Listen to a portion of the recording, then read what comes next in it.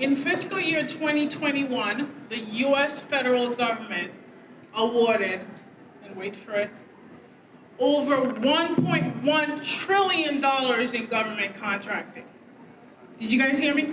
Yes. I said $1.1 trillion with a T. Now, I know you guys came here and you're expecting me to talk about $500 billion, right?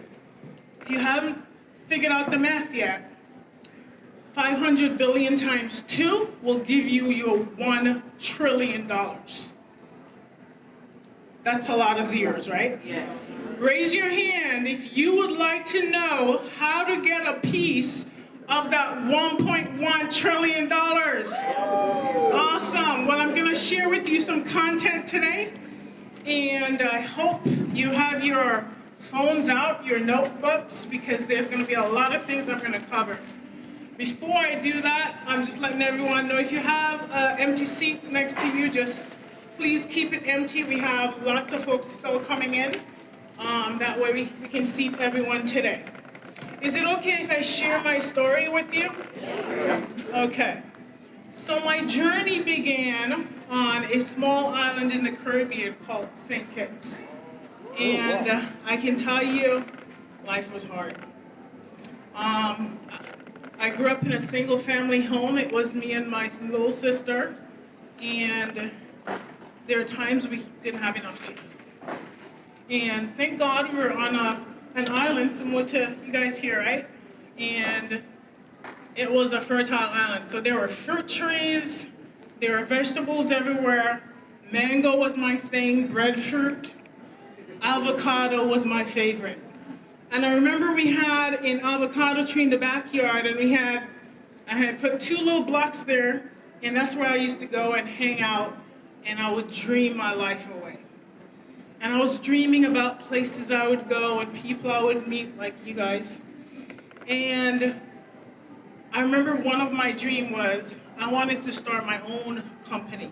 Didn't know what it was going to be like yet, but I know I needed to start a company. And so I kept dreaming about it. And I remember I started looking at colleges I wanted to go to, and I was looking at Hampton University in Hampton, Virginia.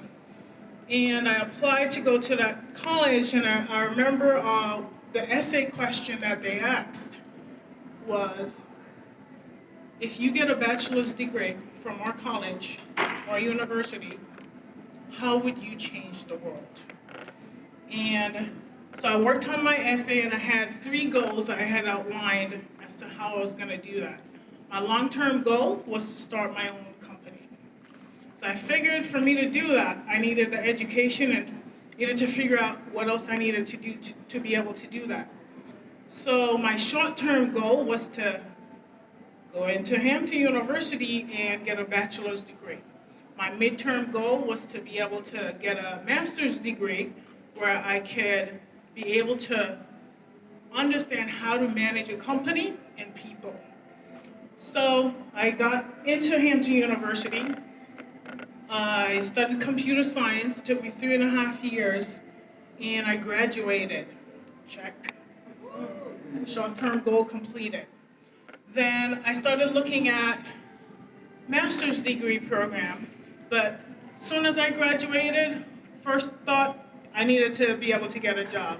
I ended up working at SAIC as a computer scientist, and my first client was NASA's Langley Research Center in Hampton, Virginia. And SAIC is a government contractor, so that's where I got my start into government contracting right out of college. And I was doing software engineering type work. I loved it. And right after that, I moved up to the Washington, D.C. area, because that's where government contracting happens a lot. And I ended up enrolling in the George Washington University's program for Information Systems Technology, concentrating on management information system. I wanted to start working on my midterm goal immediately. And so while I was working with them, I ended up getting transferring in the company to, the client was NOAA's National Weather Service. And I was doing information engineering type work there. Again, loved it, loved what I did. And it was during that time that I realized, okay, I'm understanding all this thing. I completed my master's degree, check. And then one of my clients was like, hey, Varetta, if you want to manage projects, you need to get a PMP certification. And that's when I went after my PMP. I was able to obtain that. And so while I'm doing all this, I'm starting to figuring out how I'm getting to my long-term goal of being able to get my own consulting company started. So I started working, researching, figuring that out. And it was during that time, another contract came up for award. Raytheon won a huge $300 million contract. And I was one of the first consultants they hired to come in. So once I did that, I understood when you win a contract, what are some things you have to put in place immediately? So I started learning and figuring that out. In 30 days, we had to transition everybody that was coming in. And everybody was told, go talk to Varetta. So I knew everything about the contract. I knew all the different positions. Because I was an engineer already working with NOAA, I knew all the systems. I knew the whole SDLC and how to do all that work. So I understood immediately, if you get a government contract, what are some of the first things you have to do in terms of hiring people, positions you have to fill, requirements you have to meet. And that was key for me, because it was that knowledge that made me think, you know what, I'm ready for my long-term goal. I think I've done it here, I should be able to do it. So in 2009, I started V Project Management Consulting. And it was a government contracting firm that I wanted to be able to start, and I used my strength, IT project program and portfolio management, as the services that I would provide. And it was great for me, but I didn't have a coach. I didn't have somebody to tell me, hey, Varetta, these are some of the steps you needed to take. I had to figure everything out on my own. So for those of you in here who just started a company or are about to start, what are the first things you need? So I had to go figure out how to do my employee identification number. Figure that out, got my EIN, check. Next up, I had to go figure out how do I start working on getting my business registered with the state. And I was able to do that, register my business with the state. I got my website up and running and got my business bank account, so I was ready for government contracting, or that's what I thought. Then I started going to some of the webinars, the seminars, SBA sponsored, some of them that were local, and then I found out I had to go get something called a DUNS number. Some of you, I talked to you today, and I asked you that question, right? And so I had to go figure that out. I was able to get my DUNS number, and then just kept getting more stuff I have to do. Then I was told you have to go get your cage code. I'm like, what is that? Some of you were asking me today, like, what is that? And so I had to go figure that out. Back then, the system was called CCR.gov, and I can tell you, today it's called SAM.gov, and it's way more streamlined. There's so many ways and different ways you can go into that system now and be able to understand stuff. When I did it, there wasn't a lot of help. I went into that system, and there were this form, that form, all kind of forms to fill out, and no real guidance as to how to do all that.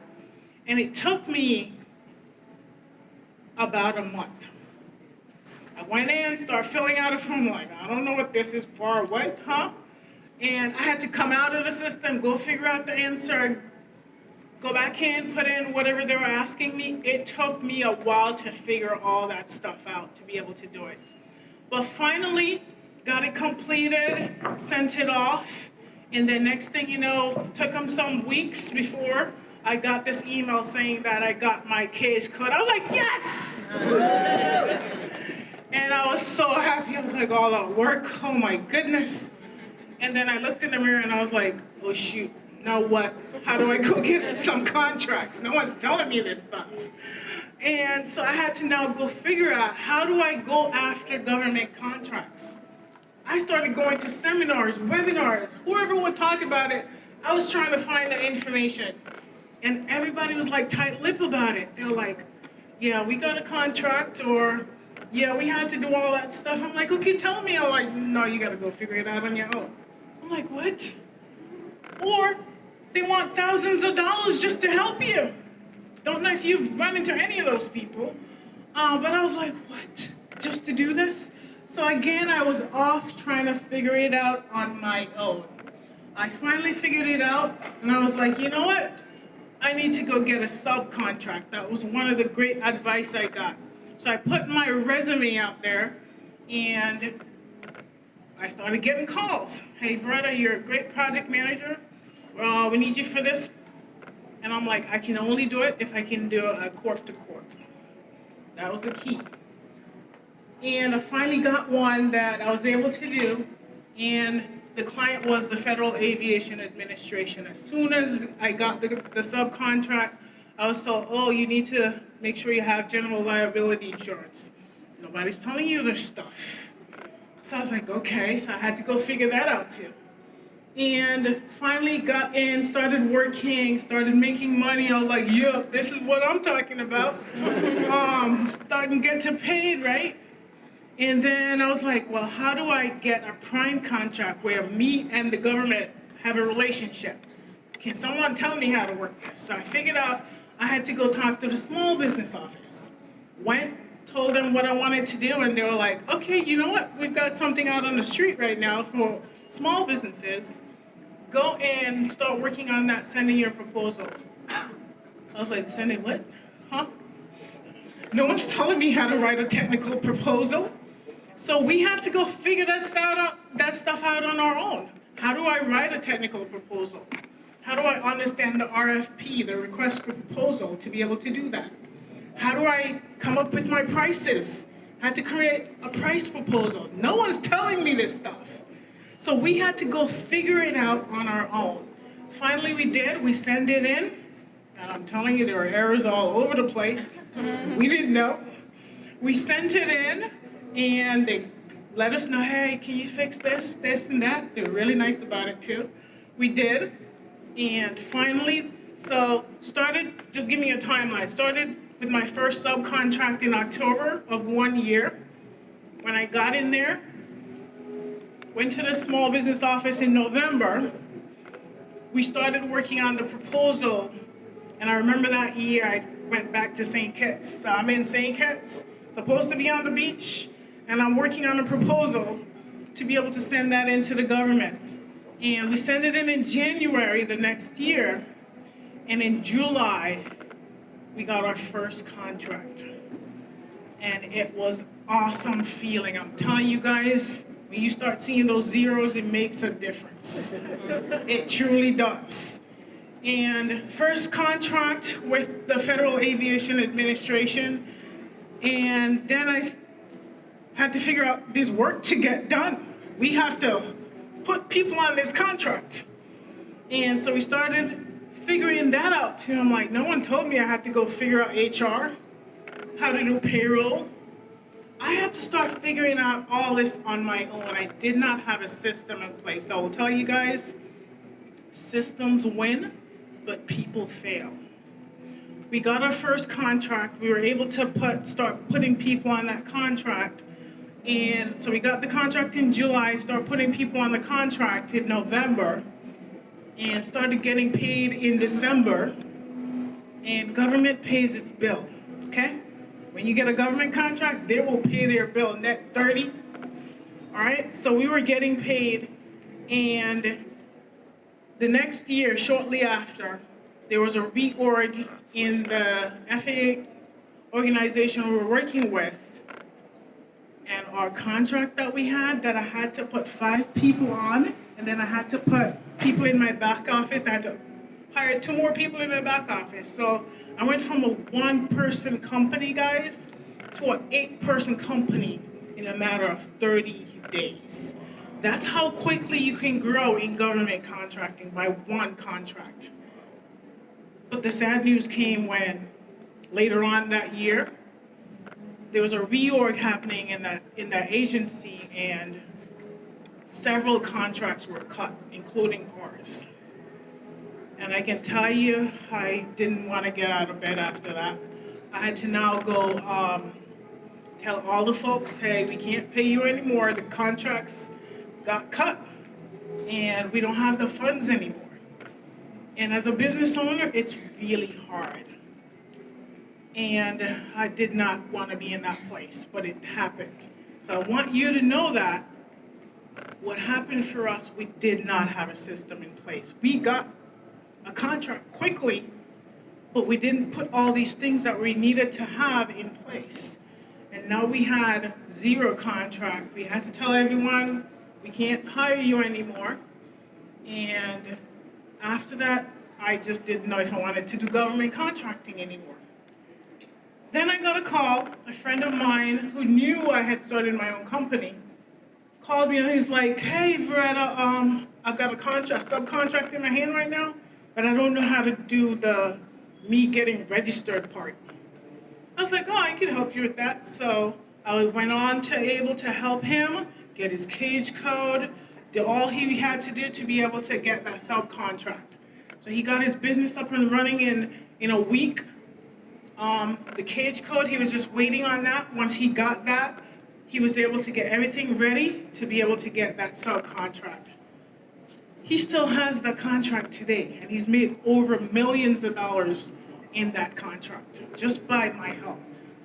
Well, next thing I know, he started sending all his friends to me, and like, hey, Varetta can help you become a government contractor and get up and running. And I was able to start doing that. While I'm doing that, I put my resume back out there, got some more subcontracts.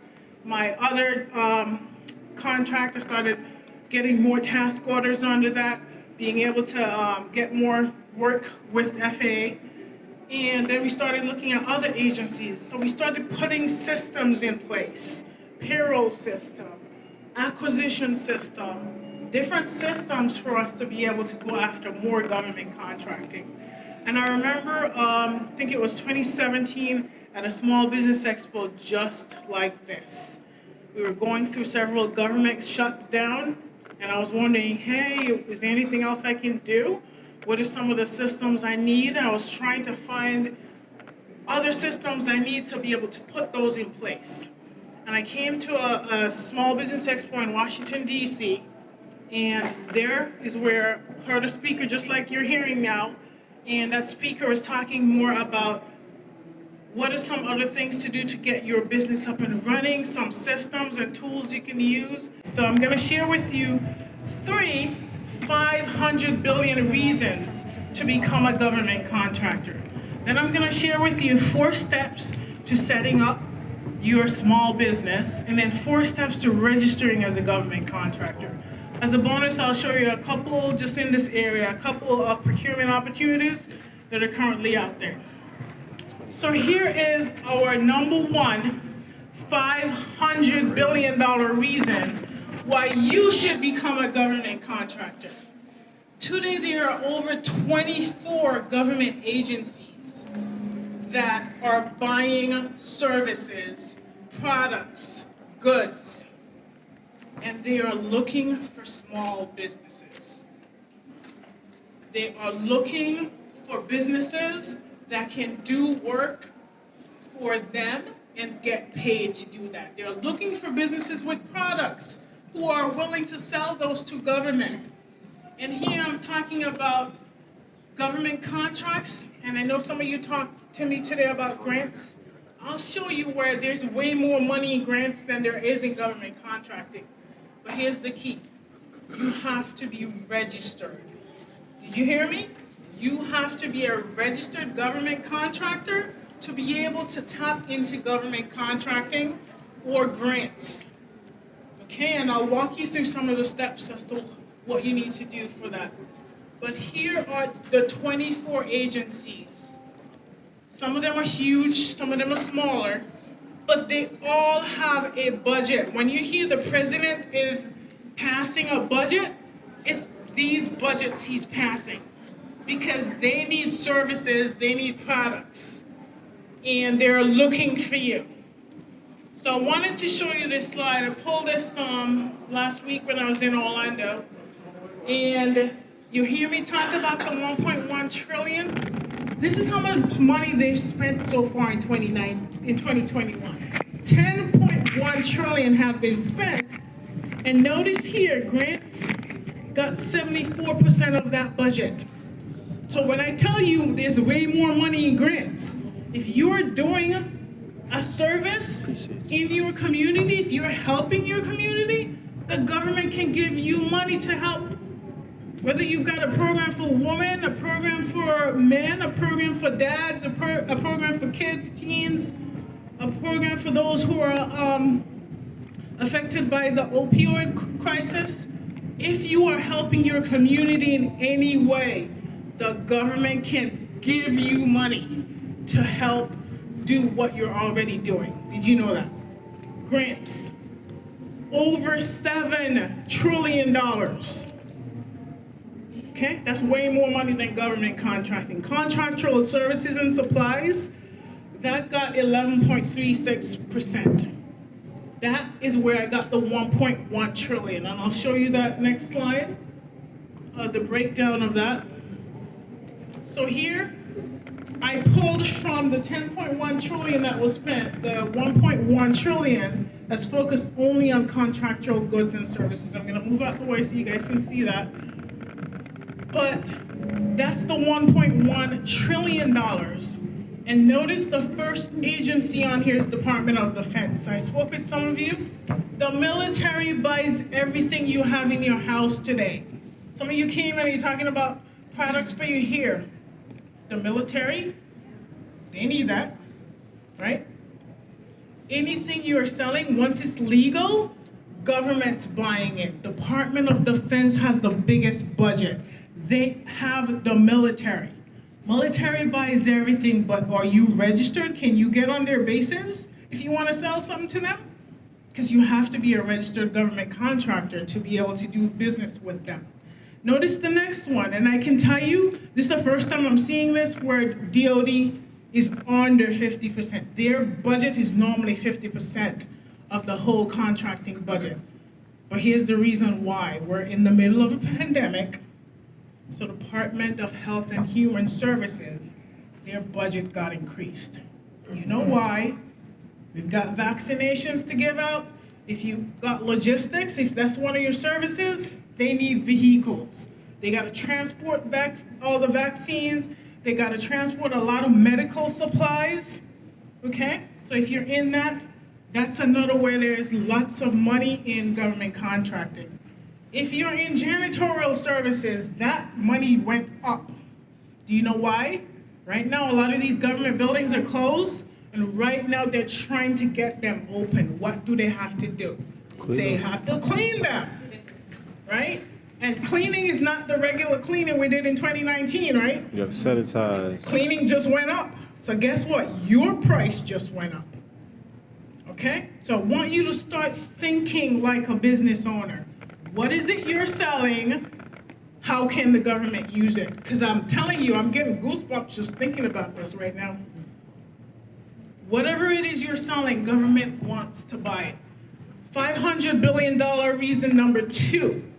By law, there is a federal regulation that says 23% of all government contracts have to go to our small business. How many small businesses we got in the room? Raise your hand. Woo! That's money waiting for you. It's sitting there, but are you registered as a government contractor? Because that's the only how you're getting it. Okay? You have to be registered as a small business with SBA. So if you come to my booth and I tell you, hey, you're a woman-owned, you got to go get that woman-owned small business certification, because SBA tells you, you're now a woman-owned, you're registered, and now you are registered as a small business. You can go after some of that. So SBA is where you normally would go to get those types of certifications. The next one is $500 billion reason number 3. By SBA mandate, 16% of that 23% has to go to a business with a socioeconomic status. What that means, if you're a minority, if you're in the minority, there's money for you. So I've got some of these calculations here. Who can tell me what 5% if you're a woman-owned? How many woman-owned small businesses we have in the room? 5%, ladies. sitting out there waiting for you. But you have to be registered to go and get it. And I don't even want to do the math on how much 5% is of that $1.1 trillion. It's a lot of zeros, ladies. Now, if you're a minority, if the company's in a hub zone, I had one of our partners in Silver Spring, Maryland, and she moved in a building for her office, and then she found out the building across the street from her is in a hub zone. The building she was in was not in a hub zone, but the one across the street was in a hub zone. Guess what she went and did? She went and moved across the street. Yep, you guys figured it out. And right after that, she went, changed her address, went and applied for a hub zone. 2 months after, she got a call. She didn't do anything. All she did was get a call from one of the government agencies. They're like, hey, we found you in the hub zone database. We're looking for services. And you guys, we pulled up your company that have these services. We're giving you a contract. And immediately she got a contract. She did nothing but be in the right building, in the right time, in the right zip code. So there's some of you who might not meet the other qualifications, but if your office is in the right space, is in the right zip code, and some of your employees live in those kinds of zip codes that will qualify for hub zone, you 3%. 3%. This is one of the goals a lot of these agencies are not meeting. And they have to, by law, meet these goals. And so there's money that they have reserved, sitting, but only a hub zone company can get that money. Woman-owned, there's money sitting, only a woman-owned company can get that money. If you're in here and you're a veteran, any veterans? You need to go get your veteran-owned small business certification, or if you're service disabled. There are tons of money in veteran-owned companies that's just sitting out there, and they're looking for veteran-owned companies. Guys, I'm telling you this because no one else is telling you this, right? There's money sitting and waiting for you based on your socioeconomic status. That's how easy government's making it for you to go after this money. But you have to be registered, okay? All right, so these are just some of the targets. Notice they're 5% and 3%. Now the next 4 steps are how do you go and set up that small business? So in my story, you heard me talk about getting my EIN, getting my website up and running, getting that state certification. Those are key. Go Sunbiz and get your company registered if you haven't done that yet. EIN, irs.gov, okay? And state is just that Sunbiz that I talked about, and make sure you have a bank account. That bank account came in handy during COVID, right? Trying to get that EIDL and PPP money, they were asking for your business bank account. So this is just some information as to how you go and get those. A lot of times when you go to some of these SBA and different events, they're telling you what to do, but they're not telling you how to go and do it. Applying for your EIN, I'm providing the information you need here. So your EIN is basically kind of like your social for your company. Go get that if you are just starting. I met some of you who are just starting out. And then again, irs.gov, and I'm providing some of the information here. Go get a website if you don't have that for your company. The government's looking for you, they want to check you out. They'll check you out on LinkedIn, and they'll go check you out on your business website. They're also gonna go check you out in all these federal databases also. Your state registration. So I have, some of this is coming from a book that I'm working on that's gonna be published soon. So I have all this list here. And the next one is the bank account that I talked about. Notice that you need your EIN and your business registration to be able to get that bank account. So make those things happen, okay? All right, the next step is the 4 steps to registering as a government contractor. Some of you came to the booth today and I said, do you have your DUNS number? And you're like, huh? DUNS? What is that? So the DUNS number is kind of like a credit number for your business. It comes from Duns & Bradstreet.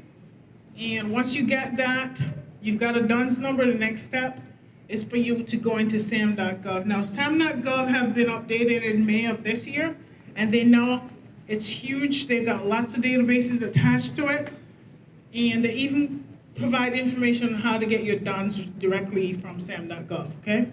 But it's still sending you over to Duns and Bradstreet. Notice here, your NAICS code is how the government knows what it is you're selling, okay? So you have to identify a NAICS code based on a classification system the government's already have. I'm gonna walk you through that quickly. SBE, when you get into sam.gov and you fill out that all these forms, the last form is they send you over to the SBA website, and that's how you're registering as a small business. So they might ask you for the same information, but it's just they've got a separate database, and that's if a prime contractor is looking for you, they'll go check that site out to verify you're a small business. And then the cage code is what I talked about getting. That makes you qualified to do business directly with government agencies, okay? So that cage code is key if you're going after government contracting. So DUNS number, I just provide some information here as to how you go get it.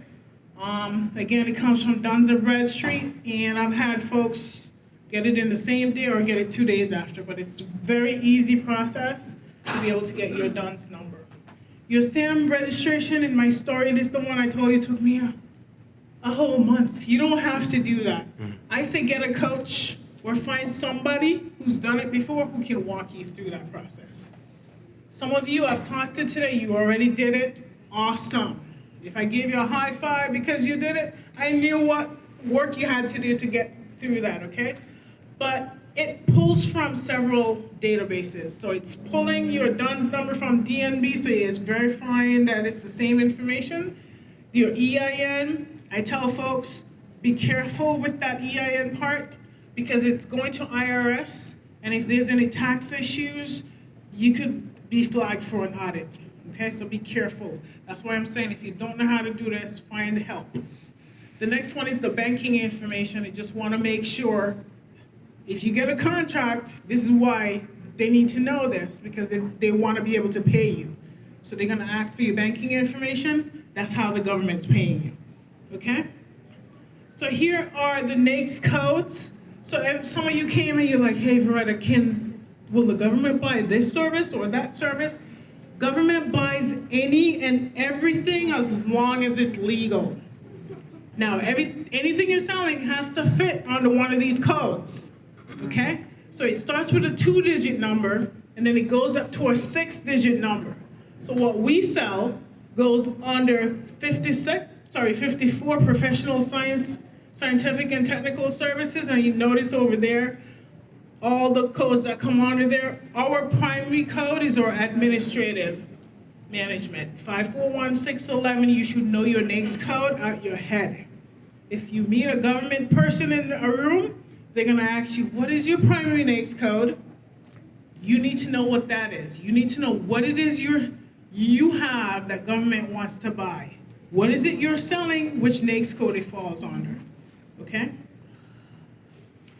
When you are registered, this is what it looks like. Notice at the top, I've got my administrative management, and it says yes for primary. That means we are primary.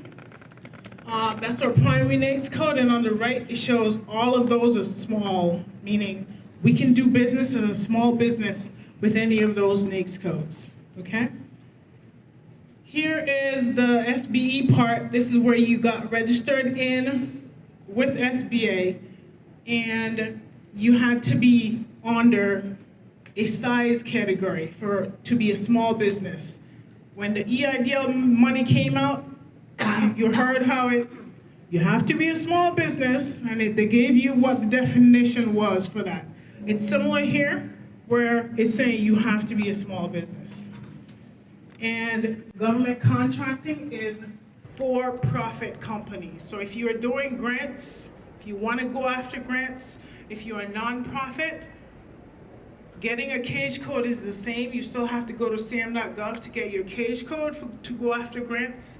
The only difference is when they ask you the question, is your company for-profit or nonprofit?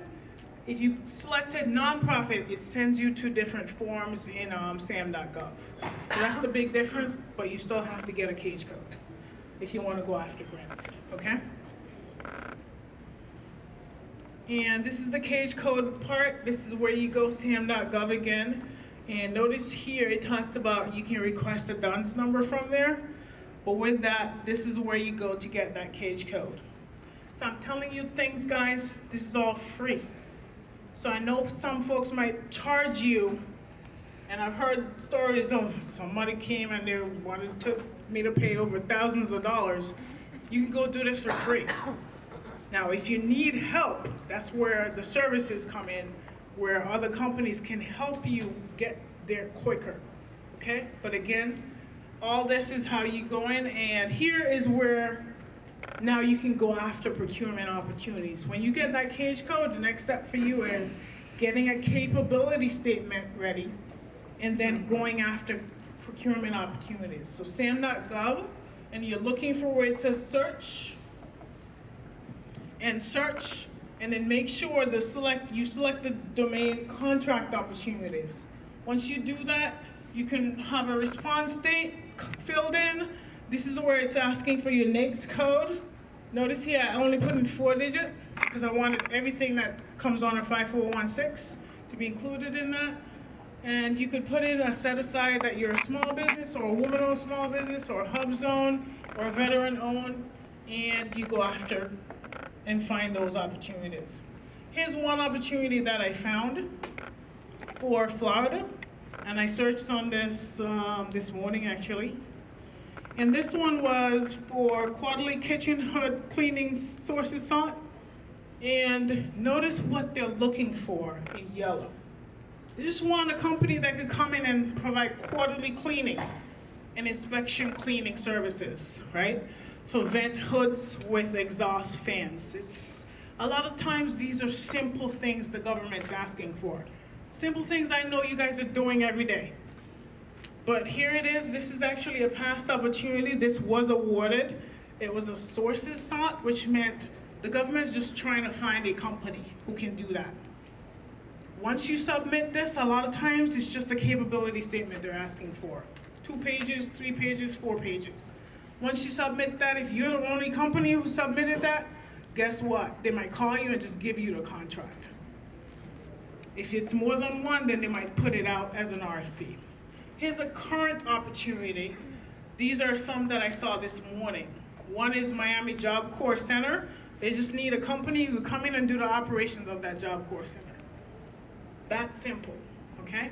And then some of them, there were some that I saw where they're just looking for someone who could come in and create some of the menus, kosher menus, different things. Simple things are out there, and I'm sure some of you are doing those. So I'm telling you this, my journey started where I had goals to start my company, to be able to get my own consulting company. I was able to achieve that, and I chose the path of government contracting. It was hard. This is a contract we got this year, and it's with the Department of Navy. And we submitted our proposal in February 11th of this year. And who can tell me how many zeros are down there on the award? Jesus. A lot of zeros. $2.5 billion contract we got awarded this year. $2.5 billion. So folks, when I tell you there's over $500 billion in government contracting, do you believe me? Okay, now all you have to do is get registered. So the offer I have today, we're offering a V-Group strategy session. If you got one of these cards, there's a QR code that would send you to this website, and you'll look for the V-GovCon group strategy session. You click register here, and that will give you the information and a calendar where you can sign up for that. That's what we're offering. It's basically you're paying for 2 strategy sessions, but you're only paying at the price of 1. So we're offering this, And right now, for today, 24 hours only, we're offering it for $299. With this group strategy session, we'll be able to send you to a Zoom call where we'll talk with you. We'll show you the 3 different roadmaps. One for becoming a government contractor, what do you need to do for that? The next one, if you're already a government contractor, how do you obtain government contracts? And then the third one, if you're interested in grants, how do you go apply for those grants? The 2 strategy sessions, the first one is more focused on